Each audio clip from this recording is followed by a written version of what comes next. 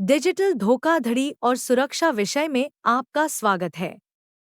इस विषय के अंत तक आप विभिन्न प्रकार की ऑनलाइन डिजिटल धोखाधड़ी की पहचान करने एवं धोखाधड़ी से बचने के लिए सुरक्षित प्रथाओं की सूची बनाने में सक्षम होंगे।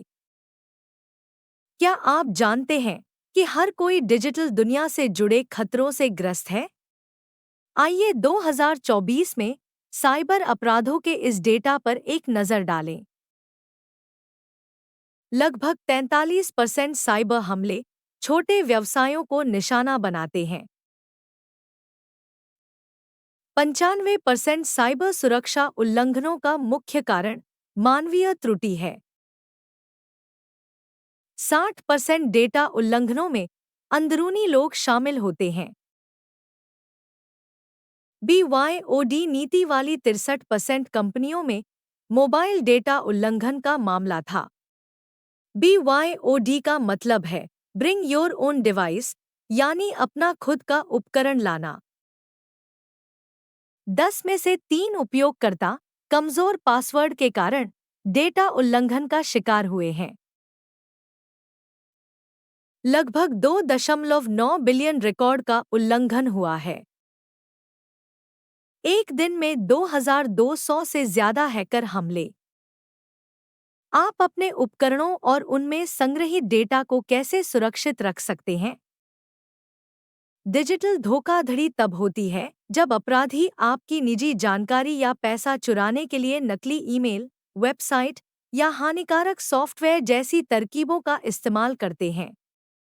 अब जब हम समझ गए हैं कि डिजिटल धोखाधड़ी क्या है, तो आइए विभिन्न प्रकार के डिजिटल धोखाधड़ी पर नजर डालें। डिजिटल धोखाधड़ी के कुछ निम्न प्रकार हैं, जैसे पहचान की चोरी, क्रेडिट कार्ड धोखाधड़ी, वायर फ्रॉड, भेष बदलकर धोखाधड़ी, फिशिंग, मैलवेयर। आइए इनमें से प्रत्येक धोखाधड़ी को विस्तार से देखें। पहचान की चोरी तब होती है जब कोई आपकी व्यक्तिगत जानकारी, जैसे आपका नाम, पता, ईमेल या बैंक विवरण चुरा लेता है और इसका उपयोग आपके होने का दिखावा करने के लिए करता है। जालसाज चीजें खरीद सकते हैं, पैसे ले सकते हैं या आपकी पहचान का उपयोग करके धोखाधड़ी कर सकते हैं। आइए एक उदाहरण से समझते हैं। उदाहरण: एक जालसाज ने फर्जी ऋण आवेदन प्रक्रिया के माध्यम से रिया के आधार कार्ड का विवरण प्राप्त कर लिया। क्या होता है? जालसाज रिया के नाम पर एक बैंक खाता खोलने के लिए उसके विवरण का उपयोग करता है। वह खाते का दुरुपयोग करता है और रिया के नाम पर कर्ज लेता है। कर्ज लौटाने का बोझ रिया पर छोड़ जाता है। सबक: कभी भी संवेदनशील दस्तावेजों को असत्यापित पक्षों के साथ साझा न करें। क्रेडिट कार्ड धोखाधड़ी तब होती है जब कोई आपकी जानकारी के बिना वित्तीय लेनदेन के लिए आपके डेबिट क्रेडिट कार्ड की जानकारी का अवैध रूप से उपयोग करता है। उदाहरण: अर्जुन को उनके बैंक से होने का दावा करते हुए एक कॉल आता है, जिसमें अपना खाता अपडेट करने के लिए उनका क्रेडिट कार्ड नंबर और CVV मांगा जाता है। क्या होता है? जालसाज ऑनलाइन अनधिकृत खरीदारी करता है। जब अर्जुन अपना स्टेटमेंट चेक करते हैं, तो उन्हें लेनदेन का पता चला। सबक: बैंक कभी भी फोन पर आपका CVV या OTP नहीं मांगते। वाया धोखाधड़ी तब होती है जब कोई आपको इलेक्ट्रॉनिक रूप से पैसे भेजने के लिए धोखा देता है, जैसे कि बैंक हस्तांतरण या भुगतान ऐप्स के माध्यम से झूठ बोलकर या किसी ऐसे व्यक्ति होने का दिखावा करके जो वह नहीं है। उदाहरण: कल्पना कीजिए कि आपके फोन पर एक संदेश आता है जिसमें कहा गया है कि यह आपके स्कूल से है, जिसमें जरूरतमंद छात्रों की मदद के लिए पैसे मांगे जा रहे हैं। क्या होता है? संदेश वास्तविक दिखता है, इसलिए आप एक ऐप के माध्यम से पैसे भेजते हैं। बाद में आपको पता चलता है कि यह आपके स्कूल से नहीं था, बल्कि उनके जैसा होने का नाटक करने वाला एक घोटालेबाज था। सबक: हमेशा भुगतान अनुरोधों को सीधे आधिकारिक संगठन से सत्यापित करें। भेष बदलकर धोखाधड़ी तब होती है जब कोई वैसा व्यक्ति या संगठन होने का दिखावा करता है जिस पर आप भरोसा करते हैं और आपको पैसे देने या व्यक्तिगत जानकारी साझा करने के लिए झांसा देता है। उदाहरण: प्रिया को व्हाट्सएप पर एक संदेश मिलता है जो उसके प्रोफेसर की प्रोफाइल पिक्चर वाले आईडी से भेजा गया है, जिसमें लिखा होता है, मुझे तुरंत 5,000 रुपए की जरूरत है मेडिकल इमरजेंसी के लिए। कृपया यूपीआई के माध्यम से भेजें। क्या होता है? प्रिया उस राशि को ट्रांसफर कर देती है, लेकिन बाद में पता चलता है कि उसके प्रोफेसर का खाता हैक हो गया था। सबक: पैसे भेजने से पहले हमेशा व्यक्ति से सीधे कॉल करके सत्यापन करें। हम फिशिंग शब्द से अक्सर परिचित होते हैं, लेकिन इसका मतलब क्या है? आइए समझते हैं। फिशिंग तब होती है जब कोई आपके पैसे या व्यक्तिगत जानकारी, जैसे आपका क्रेडिट कार्ड नंबर या बैंक विवरण चुराने के लिए आपको ऑनलाइन धोखा देने का प्रयास करता है। उदाहरण: रोहित को अपने बैंक से होने का दावा करने वाला एक ईमेल मिलता है, जिसमें खाता निलंबन से बचने के लिए अपने खाते का विवरण अपडेट करें लिंक होता है। क्या होता है? लिंक एक नकली लॉगिन पेज पर ले जाता है जहां वह अपने बैंक क्रेडेंशियल दर्ज करता है। जालसाज उसके खाते तक पहुंचते हैं और पैसे निकाल लेते हैं। सबक: संदिग्ध ईमेल या संदेशों में लिंक पर क्लिक करने से बचें। सीधे आधिकारिक वेबसाइट पर जाएं। आगे आइए मैलवेयर पर नजर डालें, जो एक अन्य प्रकार की धोखाधड़ी है। मैलवेयर एक खराब सॉफ्टवेयर या एक डिजिटल वायरस की तरह है जो आपके कंप्यूटर, फोन या टैबलेट को नुकसान पहुंचा सकता है। यह आपकी जानकारी के बिना आपकी व्यक्तिगत या वित्तीय जानकारी चुरा सकता है। उदाहरण: स्नेहा ने एक अविश्वसनीय वेबसाइट से मुफ्त मूवी डाउनलोड की। फाइल में मैलवेयर है जो उसके कीस्ट्रोक्स को रिकॉर्ड करता है। क्या होता है? जालसाजों ने उसके इंटरनेट बैंकिंग उपयोगकर्ता नाम और पासवर्ड पर कब्जा कर लिया। वे लॉग इन करते हैं और उसके खाते से पैसे ट्रांसफर करते हैं। सबक: एंटीवायरस सॉफ्टवेयर का उपयोग करें और अविश्वसनीय स्रोतों से फाइलें डाउनलोड करने से बचें। क्या ऐसी धोखाधड़ी से बचने का कोई तरीका है? आइए उन पर नजर डालें। सबसे पहले, मजबूत पासवर्ड बनाएं। पासवर्ड एक गुप्त शब्द या कोड है जिसका उपयोग आप अपने व्यक्तिगत उपकरणों और सूचनाओं की सुरक्षा के लिए करते हैं। यह दूसरों को आपके खातों और डेटा से दूर रखने के लिए एक ताले की तरह काम करता है। आपका पासवर्ड जितना मजबूत होगा, धोखेबाजों के लिए आपके खाते में सेंध लगाना उतना ही कठिन होगा।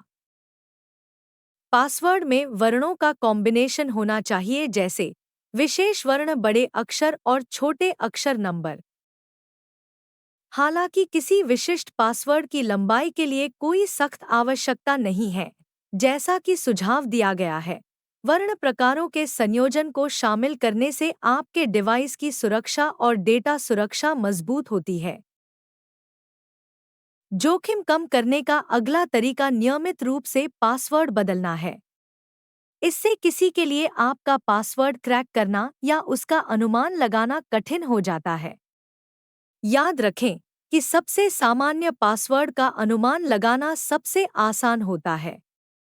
इनमें से कुछ पासवर्ड में शामिल है: आपकी जन्मतिथि या सालगिरह की तारीख, आपके पालतू जानवर का नाम 1 2 3 4 5 6 7 8 ABCDFGH, या आपके बच्चे पति बहन का नाम।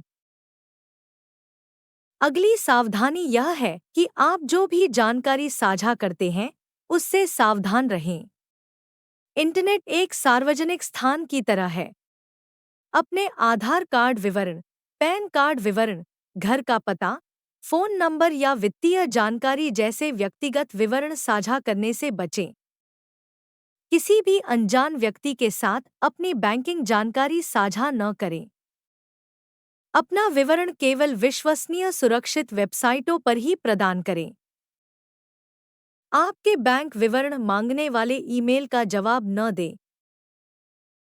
अपने बैंक लेनदेन पर नजर रखें और संदेह होने पर सीधे अपने बैंक से पुष्टि करें। जब आपको व्यक्तिगत जानकारी मांगने वाले ईमेल प्राप्त होते हैं, तो भेजने वाले की जांच करें। पुष्टि करें कि संदेश किसी विश्वसनीय स्रोत, जैसे दोस्तों, रिश्तेदारों या आपके जानने वाले लोगों से है, न कि किसी धोखेबाज से। साझा करने से पहले सोचें। अपना नाम, वित्तीय डेटा, पासवर्ड और बहुत कुछ जैसे संवेदनशील विवरण साझा करने में जल्दबाजी न करें। दबाव से सावधान रहें। धोखेबाज आपको जल्दी निर्णय लेने या डराने की कोशिश कर सकते हैं। शांत रहें। अजीब भाषा का पता लगाएं। अगर संदेश में गलती या अजीब लहजा हो, तो सतर्क रहें। कंपनी से सत्यापित करें। यदि संदेह हो तो आधिकारिक वेबसाइटों और फोनबुक से आधिकारिक संपर्कों का उपयोग करें। ऑनलाइन सुरक्षित रहें। आप जिन वेबसाइट पर जाते हैं, इसके बारे में सावधान रहें। उन वेबसाइट पर जाएं जिनके बारे में आप जानते हैं कि वे भरोसेमंद हैं और व्यापक रूप से मान्यता प्राप्त हैं। वेब पते में लॉक सिंबल या HTTPS देखें। इसका मतलब है कि साइट सुरक्षित है। अज्ञात स्रोतों से आए लिंक पर क्लिक न करें, वे खतरनाक हो सकते हैं। यदि किसी वेबसाइट में बहुत सारी अजीब चीजें या विज्ञापन हैं, तो यह सुरक्षित नहीं हो सकता है। सुनिश्चित करें कि ऑनलाइन सुरक्षित रहने के लिए आपका फोन या कंप्यूटर नवीनतम सॉफ्टवेयर और सुरक्षा अपडेट से अपडेट है। आप कौन सी फाइलें डाउनलोड करते हैं, इसके बारे में सावधान रहें। केवल विश्वसनीय स्थानों से फाइलें प्राप्त करें जिनके बारे में आप जानते हैं कि इससे आपके डिवाइस को कोई नुकसान नहीं होगा। अनजान ईमेल से अटैचमेंट डाउनलोड न करें, खासकर यदि वे व्यक्तिगत जानकारी मांगते हों। डाउनलोड के लिए पॉपअप विज्ञापनों पर क्लिक करने से बचें, वे पेचीदा हो सकते हैं। अज्ञात स्रोतों से आए लिंक पर क्लिक न करें, वे खतरनाक हो सकते हैं। किसी भी संदिग्ध गतिविधि की रिपोर्ट कैसे करें? अगर आप कोई अजीब लेनदेन या गतिविधियां देखें जिन्हें आपने अधिकृत नहीं किया है, तो तुरंत अपने बैंक से संपर्क करें और उन्हें सूचित करें। अपनी शाखा में जाएं और किसी स्टाफ सदस्य से बात करें। उनकी वेबसाइट या ऐप के माध्यम से ऑनलाइन रिपोर्ट करें। जो हुआ उसे समझाएं और संबंधित जानकारी साझा करें। इन सर्वोत्तम प्रथाओं का पालन करके आप साइबर अपराध का शिकार होने से बच सकते हैं। ब्राउज़र का उपयोग करते समय हमेशा गुप्त मोड का उपयोग करें। अपने एंटीवायरस को अपडेट रखें। अपने डेटा का बैकअप रखें। हमेशा टू फैक्टर ऑथेंटिकेशन का इस्तेमाल करें। ब्राउज़र पर कभी भी पासवर्ड या क्रेडेंशियल सेव न करें। कभी भी थर्ड पार्टी लिंक से ऐप्स डाउनलोड न करें। किसी भी असुरक्षित वेबसाइट या ऐप पर कभी भी व्यक्तिगत जानकारी साझा न करें। बिना वायरस स्कैनिंग के कभी भी कोई फाइल डाउनलोड न करें। अपने डिवाइस को कभी भी लावारिस न छोड़ें। अपने पासवर्ड को कभी साझा न करें। धन्यवाद।